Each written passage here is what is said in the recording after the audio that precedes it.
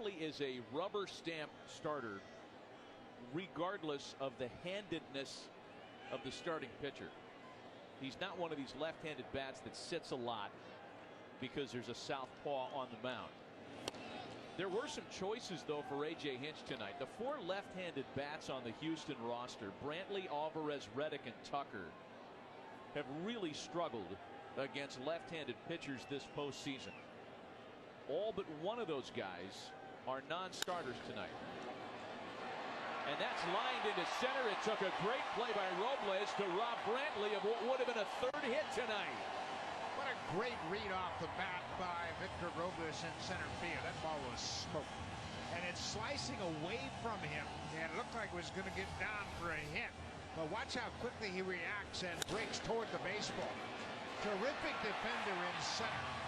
And boy, I tell you what, the Nationals are pretty well set in center and left for the long term. He was moving immediately upon crack of the bat. Well, great center fielders will literally watch the flight of the ball to the hitter.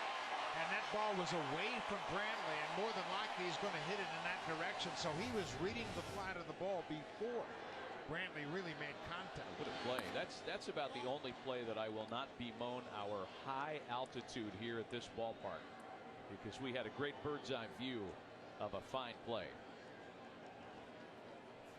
Ball and no strikes, the count to Alex Bregman. Victor Robles, a Gold Glove finalist in the National League. And you mentioned the fact this is an old-fashioned ballpark with a spacious outfield, and you need a very good center fielder. Somebody that can cover a lot of ground to free up those guys on the corners. Bregman on a sharp couple of hops to Turner. 2 away.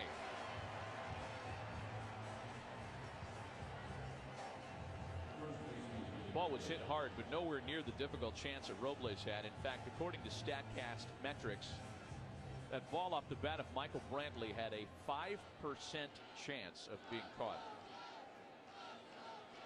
He made it look a lot easier than that, didn't he? He got a great read. We got to quantify everything these days, Buck. Got to put numbers on all of it. Here's Gurriel now.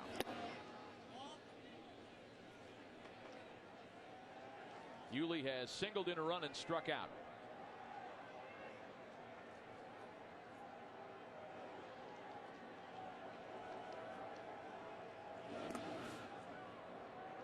Making tomorrow's scenario more interesting, regardless of who wins Game 4 tonight, is what Mother Nature may have in store. It's supposed to rain here in the area for much of the morning and afternoon. The hope is by game time that has dissipated. Well, there's a lot going on here in Washington, D.C. on Sunday. The Marine Corps Marathon will be taking place downtown. Hoorah. There's speculation that President Trump will come to Game 5, and the possibility of rain. So it could be quite an interesting Sunday afternoon. If you're on the road, get here early if you're coming to the ballpark. If you're on the road and you're not coming to the ballpark, turn around and go home. The 3-1 to Gurriel, and a full count now. Corbin struck out Gurriel with the best slider he has thrown tonight to end the third inning. That hard slider down and in. Starts out over the plate, breaks to the back foot of the hitter, and he overmatched it.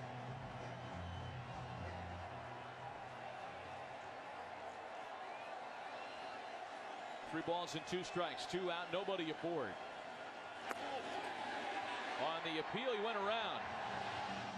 Got him again on that same pitch.